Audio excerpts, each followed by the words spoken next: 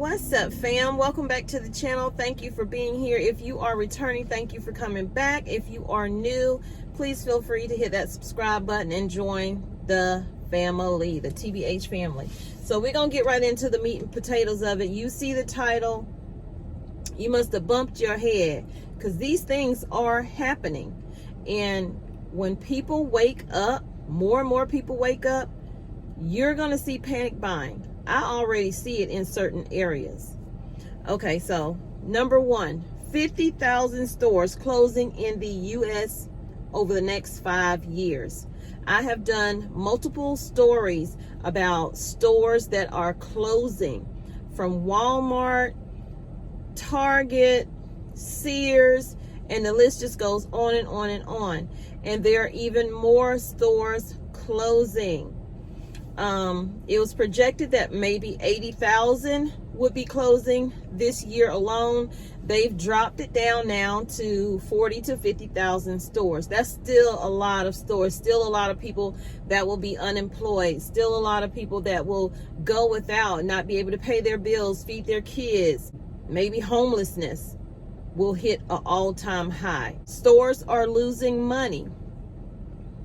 A lot of stores are reporting a loss, and then a lot of stores are not reporting a loss. And they're trying to cut their losses and close the brick and mortar stores and try to venture more into the online to compete with Amazon. There are stores that are closing in certain areas, usually the low income areas where they are closing, yet opening up further away from the low income areas, which will also make it harder for communities to have access to food, fresh food and goods, and make it difficult for them to get there because not everybody has transportation. We have had trucking companies that have, oh, this phone is getting hot, y'all. It's getting hot, it's getting hot. So I apologize, you're going to hear the air conditioner because otherwise I won't be able to record, y'all. I just can't do the heat. I can't do it. So you have trucking companies have issued a warning to truckers. This was a couple of months ago. I did a story on that where it went out. They sent an email out saying we are possibly going to be rationing, but they didn't use the word rationing, I don't believe, because they want to wrap it up in a bow and just say that we're not refueling full. We're just refueling half of the fuel at these pallets and Love truck stops and things like that. I'm starting to see a lot more truckers on the side of the road. And it's not because their truck is broke down. It's because they have run out of fuel.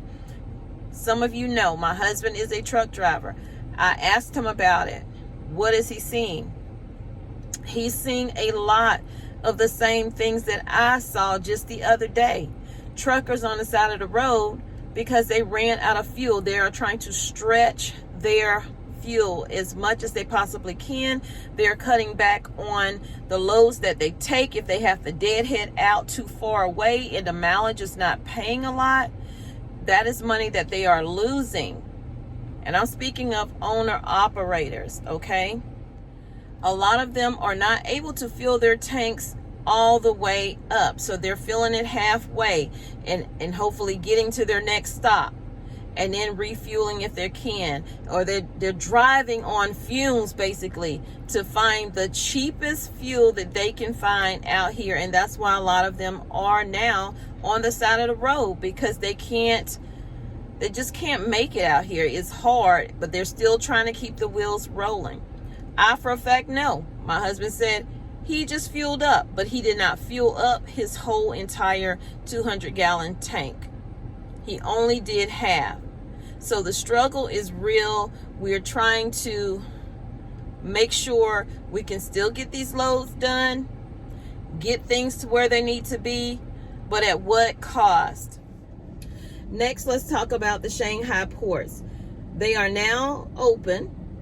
They're about 95% on, running everything, but everything is not running smoothly. They are still struggling, okay, because they have a lack of drivers, a lack of the vehicles that they need to get all of these containers from point A to point B at the ports.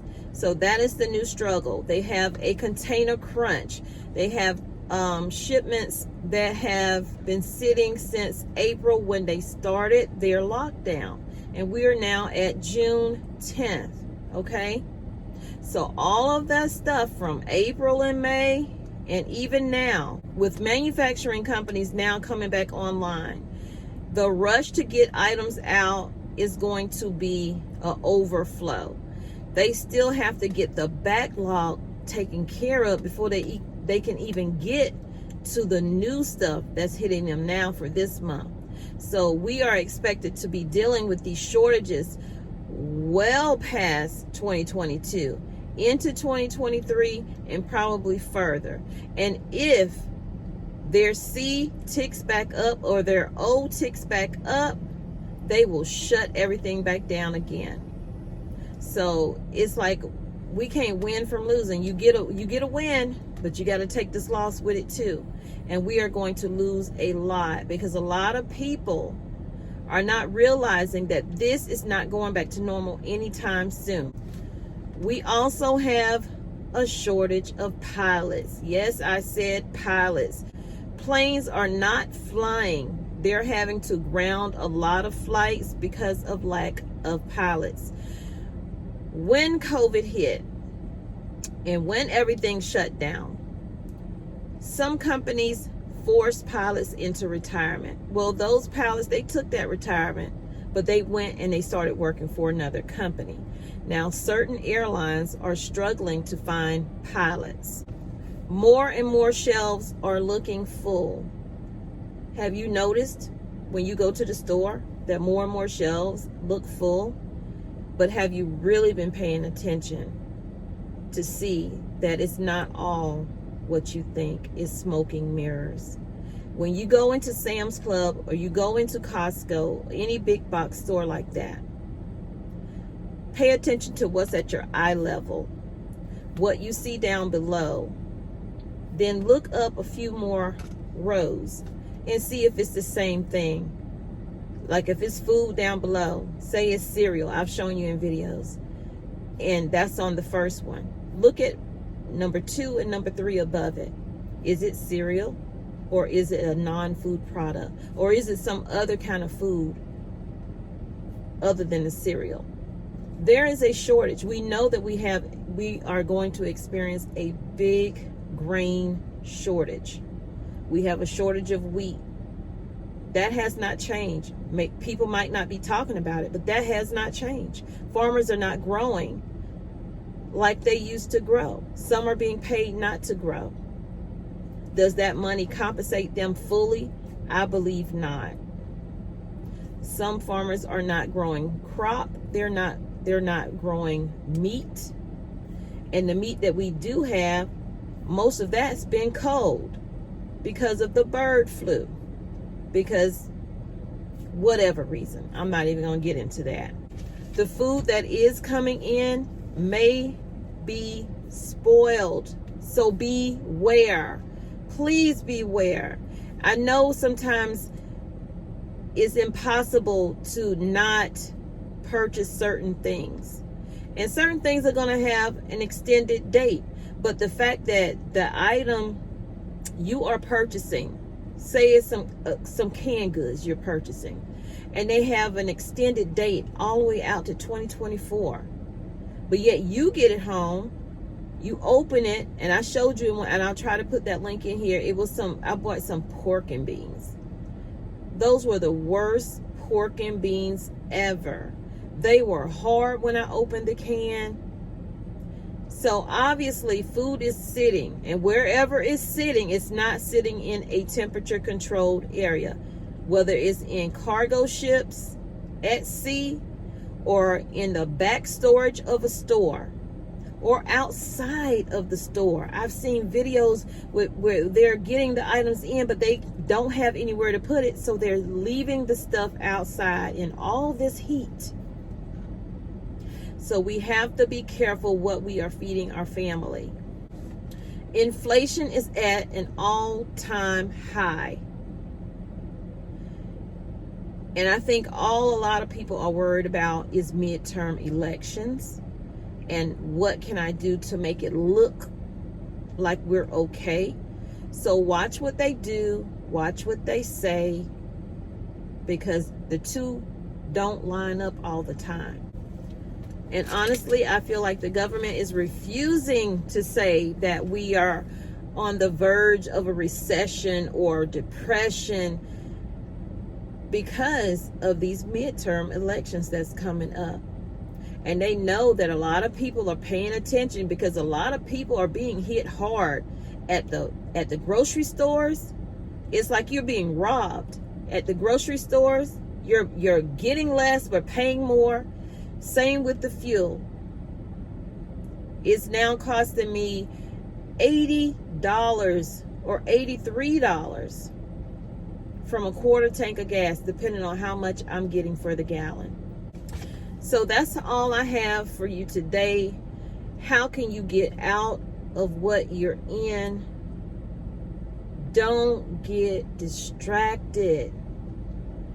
It is not too late for you to start stocking up. Will you pay more? You definitely will pay more. Will it be worth it in the end? It definitely will be worth it in the end. If you do nothing, you will have nothing. If you do something, you might be able to survive another day. And how you survive depends on what you do today. If you want to be comfortable, or if you really want to struggle through it. And no matter what happens, whether it's weather related, man-made, the goal is to survive the best you can. And the only way you can do that is to start today. So prep today so you are prepared for tomorrow. Plant a seed today so you can grow food tomorrow. It's what you put on the table that matters. Now is not the time to be picky. Now, if you're allergic to something, that's a different story. But now is not the time to be picky. Get what you can get with your budget. Make it work. Find recipes that you can use with what you have in your house. And that's all you got to do.